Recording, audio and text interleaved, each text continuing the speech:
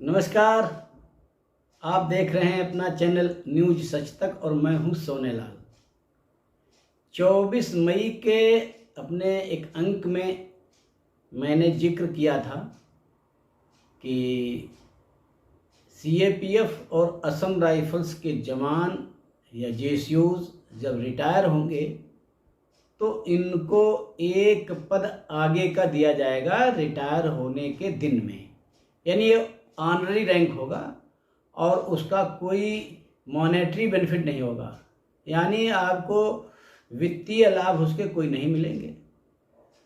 तो इस अंक की मतलब प्रशंसा तो कम लोगों ने की, आलोचना बहुत हुई थी कि जब उसमें पैसा नहीं मिलेगा तो पद को क्या करेंगे, खाएंगे, क्योंकि परिवार पद से नहीं चलता है, पैसे से चलता है, वगैरह वगैरह। कई लोगों ने उसमें किया था, अपना जिक्र, अपनी मन की भड़ास निकाली थी। और ऐसे लोग हमारे सबसे प्रिय होते हैं, क्योंकि कहते हैं ना, निंदक नियरे राखिए आंगन कुटी छवाए, साबुन और पानी बिना निर्मल करे सुभाए। तो अगर जो निंदा करते हैं लोग, उससे काफ़ी कुछ सीखने को भी मिलता है। लेकिन आज मैं इसका जिक्र इसलिए भी कर रहा हूँ क्योंकि आज एक हिंदुस्तान की खबर है और उसमें भी इस बात का जिक्र किया गया है और उन्होंने अपने DGAR जनरल लखेरा जी का और अमित शाह जी का एक उन्होंने फ़ोटो भी जारी किया हुआ है। उसमें कुछ एक दूसरे को सम्मानित करने जैसा है और उसी के साथ में ये खबर है। और ये खबर हिंदुस्तान की ही नहीं, कई बड़े चैनलों की खबर है। आज तक ने भी छापा है उसको, उसके बाद में जागरण ने भी छापा है, जी न्यूज़ ने भी छापा है और कई मीडिया हाउस ने इसको छापा है और जिक्र किया है इसका कि अब सीएपीएफ और असम राइफल्स को एक रैंक आगे की मिलेगी। मेरे अंक की जो आलोचना हुई थी तो मैं आप लोगों को बता देना चाहता हूँ कि मुझे जो खबर जहाँ से मिलती है उसको मैं आप तक पहुँचाने की कोशिश करता हूँ।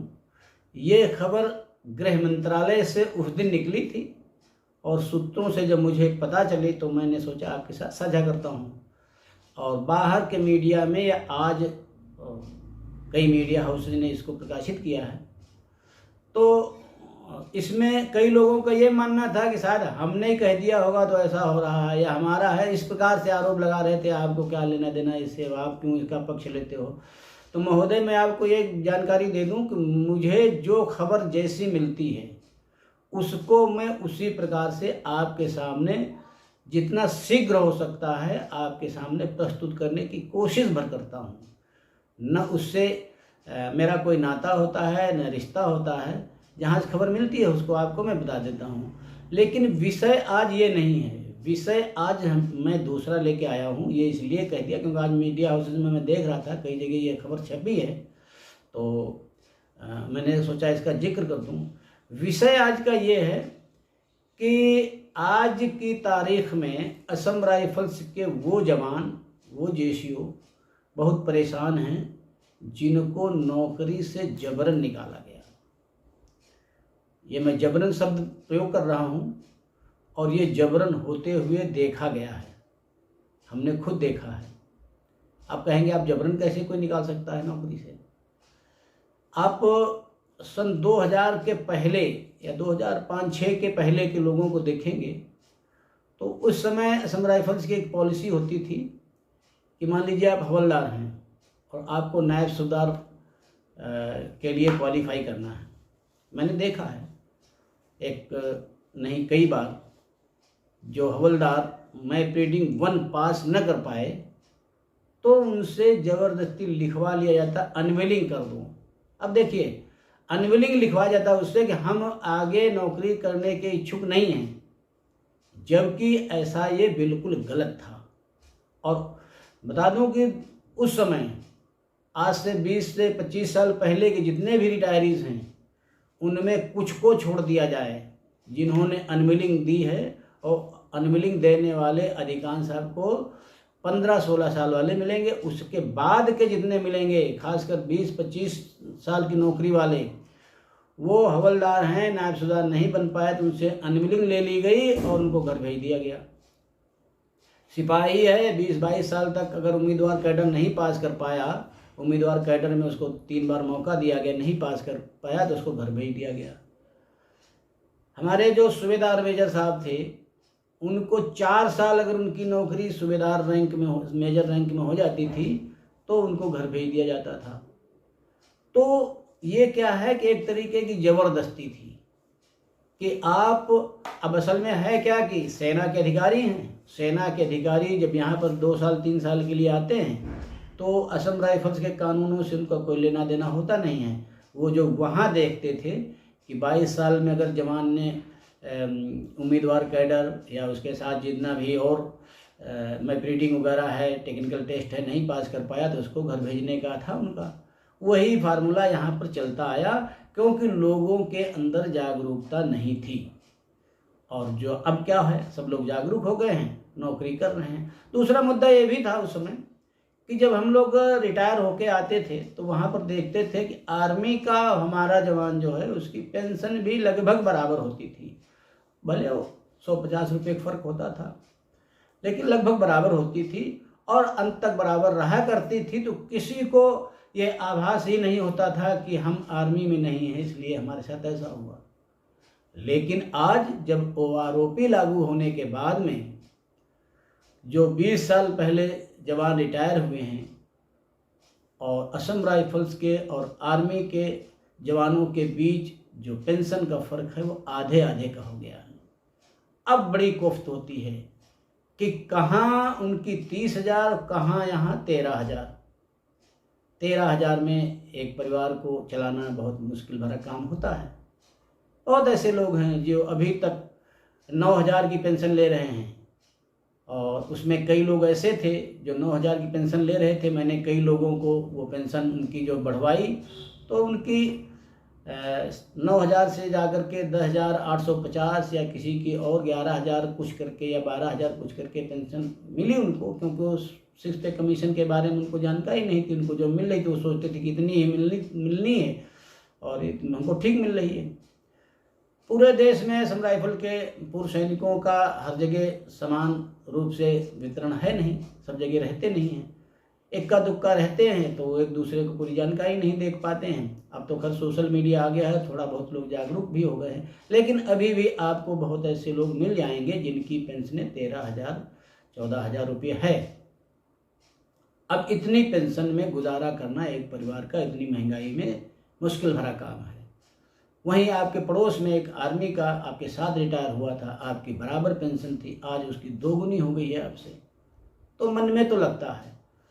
तो जो हमारे DGR साहब हैं जनरल लखेरा जी बहुत अच्छा काम कर रहे हैं, लेकिन उनको इस विषय पर भी सरकार के सामने अभी से पक्ष मजबूती से रखना होगा, क्योंकि अब अगर चूक गए तो फिर ये मौका दोबारा आने वाला नहीं है।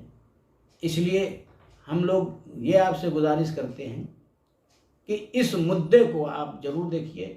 इससे हमारे हजार जो है पूर्व सैनिक प्रभावित हैं और वो इसका मतलब शिकायत भी करते हैं कि ऐसा हमारे साथ बर्ताव क्यों, क्योंकि जब हमको सेना के साथ नौकरी करने का आदेश रहा हमेशा, हम लोग उनके साथ में नौकरी करते आज भी कर रहे हैं, लेकिन पेंशन जैसे मामले में इतना व्यवहार क्यों। तो मुझे उम्मीद है कि हमारे DGAR जनरल लखेरा साहब ये कोशिश अवश्य करेंगे OP न दी जाए, लेकिन हमारी पेंशन जितनी भी हैं वो हर 5 साल के बाद में रिवाइज हों। जब 5 साल के बाद में रिवाइज होंगी तो ये जो अंतर है नए और पुराने का ये मिट जाएगा और हमारे जो पेंशनर्स हैं उनके साथ सच्चा न्याय हो पाएगा। पेंशन आयोग में ही ये सब कुछ डलवाने की कोशिश हमारे DGAR साहब करेंगे, ऐसी हम लोग कामना करते हैं। हालांकि आज जो रिटायर हो रहे हैं लोग उनके बीच फ़र्क तो है, लेकिन उतना फ़र्क नहीं है। आज जो हमारा जवान रिटायर हो रहा है वो भी 30,000 के ऊपर ही पेंशन ले रहा होगा। लेकिन ये दिक्कत है जो पुराने लोग हैं। कई लोग फ़ोन करके कहते हैं कि सर बताइए हम लोगों की इतनी पेंशन में कैसे गुजारा होगा। उनको ये लगता है कि हम इस चैनल से अगर किसी से कुछ कह देंगे तो काम हो जाएगा। भाई साहब ऐसा नहीं है। हम कोई चैनल, हमारा ऐसा चैनल तो है नहीं जो राष्ट्रव्यापी हो, जिसके ऊपर सरकार का बहुत बड़ा वो हो। हमारे चैनल को ही आप जैसे लोग देखते हैं और उनसे जो है हम लोग जुड़े हुए हैं। लेकिन अगर इस चैनल की बात उन लोगों तक पहुंच जाती है तो ये बहुत अच्छा होगा। और आपको जो है सबको न्याय मिलना चाहिए। ये एक तरीके का न्याय ही है, क्योंकि बहुत से ऐसे लोग हैं जिनको ज़बरदस्ती उस समय नौकरी से निकाला गया। और नहीं निकाला गया होता तो वो नौकरी कर रहे होते। आपको बताऊं कि 5वें पे कमीशन में सरकार का आदेश था कि हर विभाग से 10% कर्मचारी छटनी किए जाएंगे। और ऐसे ही असम राइफल्स में बहुत लोगों की छटनी हुई। एक मैं व्यक्ति को जानता हूं जिसके कान में थोड़ी दिक्कत थी, कान में उसको दिक्कत हुई, उसने MI रूम में रिपोर्ट किया, उन्होंने MH भेज दिया। MH वालों ने उसको कैटेगरी कर दिया, B कैटेगरी कर दिया। और उसी समय की ये बात है, छटनी हो रही थी तो उस समय ये जोर था किसको निकाला जाए, किसको निकाला जाए। तो या तो जिनके ACR खराब थे और या तो जिनका मेडिकल खराब था। अब B टेम्परेरी वाले को भी उस समय अपनी नौकरी से हाथ धोना पड़ा था। तो ऐसे निकाले गए थे लोग। और बहुत से लोग, जैसा मैंने बताया कि एजुकेशन पूरी नहीं थी, टेक्निकल उनके ट्रेड टेस्ट के जो पूरे नहीं थे, मैप रीडिंग पूरी नहीं थी, ऐसे लोगों को भी नौकरी से निकाला गया था। वे लोग आज ज़्यादा परेशान हैं क्योंकि उन्होंने कोई अपने जीवन की पहले से कोई तैयारी नहीं कर रखी थी। कुछ लोग जो लिख करके आए कि हाँ हमको जाना है घर, तो उनका तो चलो ठीक, नहीं भी हुआ तो वो उनकी अपनी परेशानी रही होगी जो 15 साल में आए हैं। लेकिन जो नौकरी करना चाहते थे उनको निकाला गया, उनको बहुत परेशानी है आज के जीवन में और वो जो है बहुत ज़्यादा परेशान हैं। मेरी गुजारिश है, अगर DGR साहब तक ये बात पहुंचती हो तो इन विषयों पर ज़रूर ध्यान दें, ताकि ऐसे लोग जो हमारे असम राइफल्स के लोग हैं, प्रभावित हैं, उनका भला हो सके। क्योंकि आपसे बहुत ज़्यादा उम्मीदें लोगों को हो रही हैं। मैं मानता हूं कि आप भी उम्मीदों पर खरे उतरेंगे। उन लोगों की जिनकी ये परेशानियां हैं, उन परेशानियों का समाधान भी हो जाएगा। तो इसी के साथ आज के इस अंक को विराम देते हैं। अगले अंक में फिर किसी अन्य विषय के साथ आपके साथ प्रस्तुत होंगे। तब तक आपसे अनुरोध है कि आप हमारे चैनल को देखिए, लाइक करिए, लोगों के पास शेयर करिए और सब्सक्राइब करना मत भूलिए। धन्यवाद।